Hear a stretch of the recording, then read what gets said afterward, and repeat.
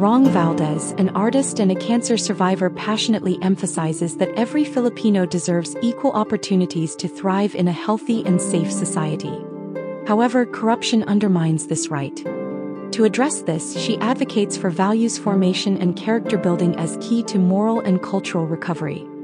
As a strong voice for the youth, Rong Valdez believes that young people can drive meaningful change. Ang kamangmangan bilang sandata sa pag-aabuso ng mga politiko sa mga Pilipino. Hindi lingid sa kaalaman ng marami na ang politika sa Pilipinas ay madalas na isang larangan ng makasariling interes. At isa sa pinakamadilim na taktika ng ilang politiko ay ang paggamit ng pag-abuso sa kamangmangan ng ilang sektor ng sambayanan. Ang sitwasyong ito ay hindi lamang nagpapakita ng kawalang prinsipyo ng mga namumuno, kundi nagpapahina rin sa pundasyon ng isang tunay na demokratikong bansa. Ang mapanlinlang na pamamaraan. Paano nga ba naaabuso ang kamangmangan? Kadalasan, ginagawa ito sa pamamagitan ng paggamit ng 3G: gimmick, giveaways, at God complex. O sa Tagalog, kasuotan, pamimigay, at arogansya. Manipulasyon ng impormasyon.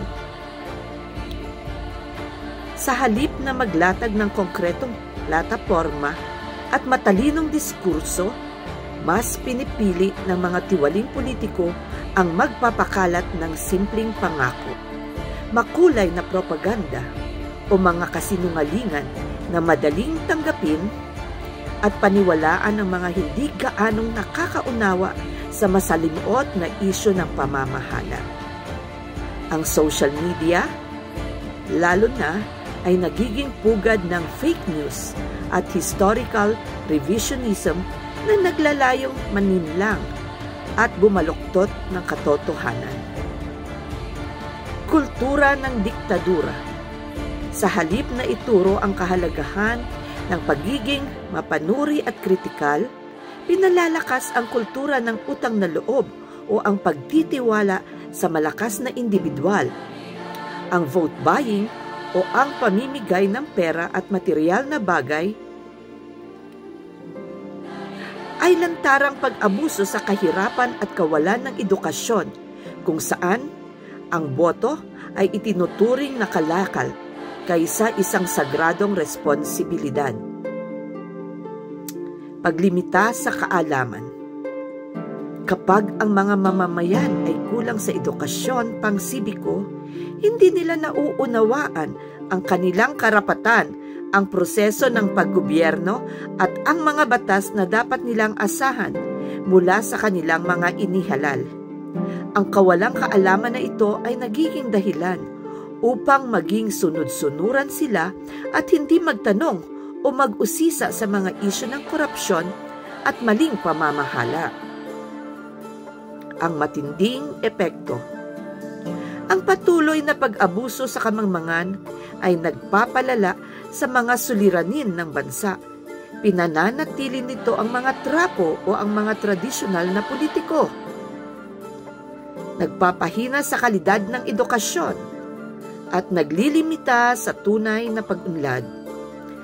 Habang ang mga mamamayan ay abala sa pagtsatsaga sa kaunting ayuda at panandaliang benepisyo, ang mga pondo ng bayan ay patuloy na nalulustay. Ang tanging solusyon, kaliwanagan. Ang tanging lunas laban sa pag-abuso ay ang kaliwanagan, ang pagpapaigting ng edukasyon, hindi lamang sa kurikulum kundi pati na rin sa media literacy at civic education. Napakahalaga ng mga ito.